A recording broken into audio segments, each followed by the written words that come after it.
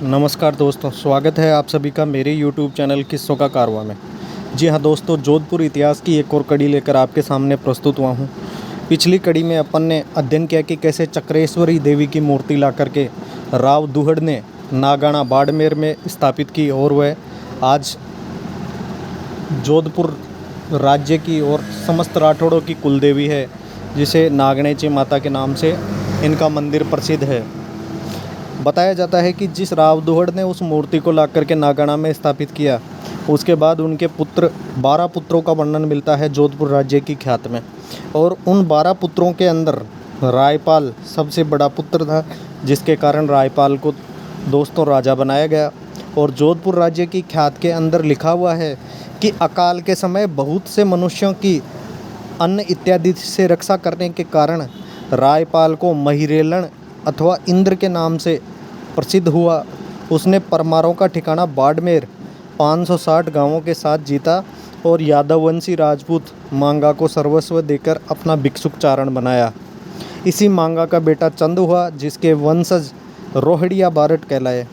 और दोस्तों बताया जाता है कि ईस्वी सन 1244 में रायपाल का स्वर्गवास हो गया। और इस संबंध में दोस्तों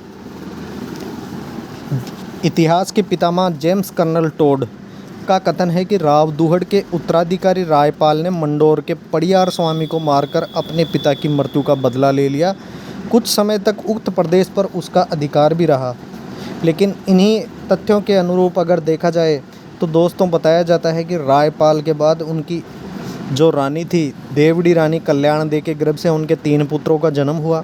और रायपाल के बाद भीमकरण, जालनसी और विजयपाल 3 पुत्र हुए, जिसके अंदर बताया जाता है कि दोस्तों भीमकरण उनके ज्येष्ठ पुत्र थे।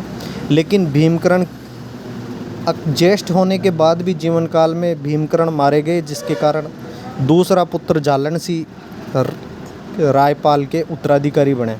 और इसके बारे में जालन सिंह के बारे में बहुत ही कम ख्याति में देखने को मिलता है।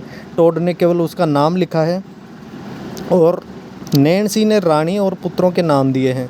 जोधपुर राज्य और दयालदास की ख्यात में जालन सिंह के जीवन की कुछ घटनाओं का उल्लेख मिलता है, किंतु वह विश्वास योग्य नहीं है।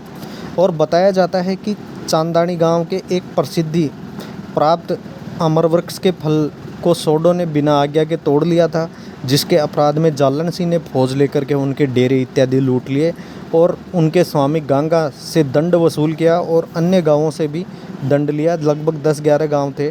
और उसके बाद में बताया जाता है कि आज के पाकिस्तान प्रांत के मुल्तान के सुल्तान से भी चौथ वसूल किया।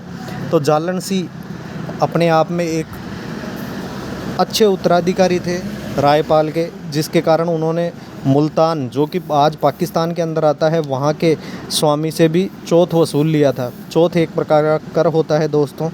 और बताया जाता है कि जालन सिंह के 3 पुत्र थे, छाड़ा, भाखरसी और डूंगरसी।